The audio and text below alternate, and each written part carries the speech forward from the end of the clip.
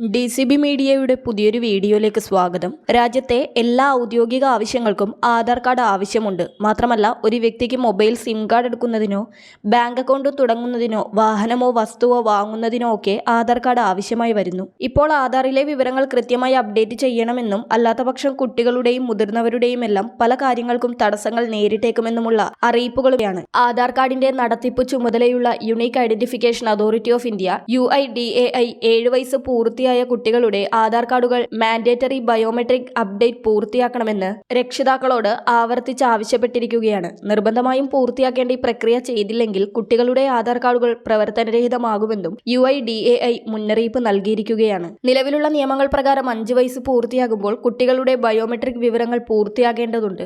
എന്നിട്ടും നിരവധി കുട്ടികളുടെ ബയോമെട്രിക് വിവരങ്ങൾ ഇപ്പോഴും പുതുക്കിയിട്ടില്ലെന്നാണ് കണ്ടെത്തിയിരിക്കുന്നത്. ആധാർ ആക്ട് 2016 അനുസരിച്ച് 5 വയസ്സ് പൂർത്തിയാകുമ്പോൾ കുട്ടികളുടെ വിരലടയാളം, ഐറിസ് സ്കാനർ, മുഖചിത്രം എന്നിവ ഉൾപ്പെടെയുള്ള ബയോമെട്രിക് വിവരങ്ങൾ പുതുക്കണം. ഇതുകൂടാതെ കുട്ടികൾ 15 വയസ്സ് പൂർത്തിയാകുമ്പോഴും ഒരിക്കൽ കൂടി ഈ വിവരങ്ങൾ പുതുക്കേണ്ടതുണ്ട്. വളരുന്നതനുസരിച്ച് കുട്ടികളുടെ ബയോമെട്രിക് വിവരങ്ങളിൽ മാറ്റങ്ങൾ വരുവാൻ സാധ്യതയുള്ളതുകൊണ്ടാണ് ഈ അപ്ഡേറ്റ് നിർബന്ധമാക്കിയിരിക്കുന്നത്. 5 വയസ്സിനും 7 വയസ്സിനും ഇടയിൽ ബയോമെട്രിക് അപ്ഡേറ്റ് ചെയ്യുന്നതിന് ഫീസ് ഈടാക്കില്ല. എന്നാൽ 7 വയസ്സ് കഴിഞ്ഞാണ് അപ്ഡേറ്റ് ചെയ്യുന്നതെങ്കിൽ 100 രൂപ ഫീസായി നൽകേണ്ടി ആധാർ സേവാ കേന്ദ്രങ്ങളിലെത്തി കുട്ടികളുടെ ആധാർ അപ്ഡേറ്റ് ചെയ്യാവുന്നതാണ്.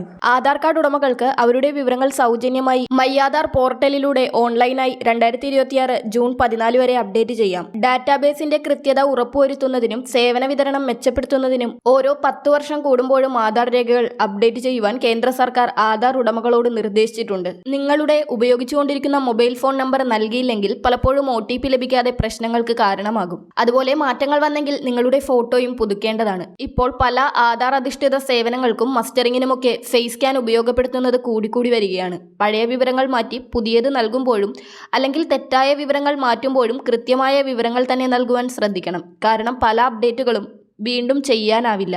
രജിസ്റ്റർ ചെയ്ത മൊബൈൽ നമ്പർ തെറ്റാണെങ്കിൽ അല്ലെങ്കിൽ മാറ്റിയിട്ടുണ്ടെങ്കിൽ അത് എത്ര തവണ വേണമെങ്കിലും അപ്ഡേറ്റ് ചെയ്യാം. മൊബൈൽ നമ്പർ അപ്ഡേറ്റ് ചെയ്യുന്നതിന് UIDAI ഒരു പരിധിയും ഏർപ്പെടുത്തുന്നില്ല. എന്നാൽ ആധാറിൽ പേര് മാറ്റുന്നതിന് കർശനമായ നിയന്ത്രണമുണ്ട്. 2 തവണ മാത്രമേ പേര് അപ്ഡേറ്റ് ചെയ്യാൻ കഴിയൂ. ആധാർ സിസ്റ്റത്തിൽ ജനന തീയതി ഒരിക്കൽ മാത്രമേ അപ്ഡേറ്റ് ചെയ്യാൻ കഴിയൂ. ഇത് അപ്ഡേറ്റ് ചെയ്യുന്നതിന് നിങ്ങളുടെ ജനന സർട്ടിഫിക്കറ്റ് അല്ലെങ്കിൽ വിദ്യാഭ്യാസ സർട്ടിഫിക്കറ്റുകൾ പോലുള്ള ഔദ്യോഗിക രേഖകൾ സമർപ്പിക്കണം. വ്യാജ ആധാർ കാർഡുകൾ തടയുന്നതിനായി കേന്ദ്ര സർക്കാർ പുതിയ നടപടികൾ ആരംഭിച്ചു കഴിഞ്ഞു. ഇനി പുതിയ ആധാർ കാർഡ് എടുക്കുന്നത് അത്ര എളുപ്പമായിരിക്കില്ല.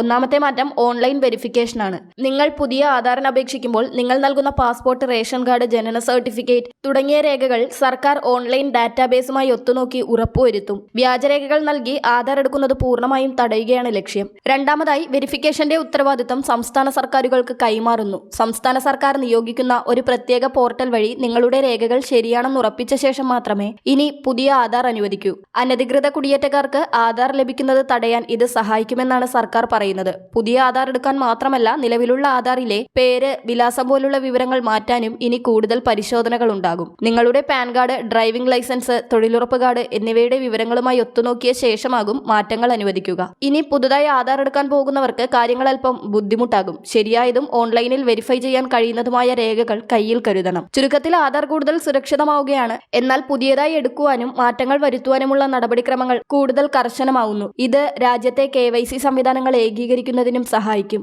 വളരെ പ്രധാനപ്പെട്ട ഈ ആധാർ അറിയിപ്പുകൾ മറ്റുള്ളവർക്കു കൂടി ഷെയർ ചെയ്യുക.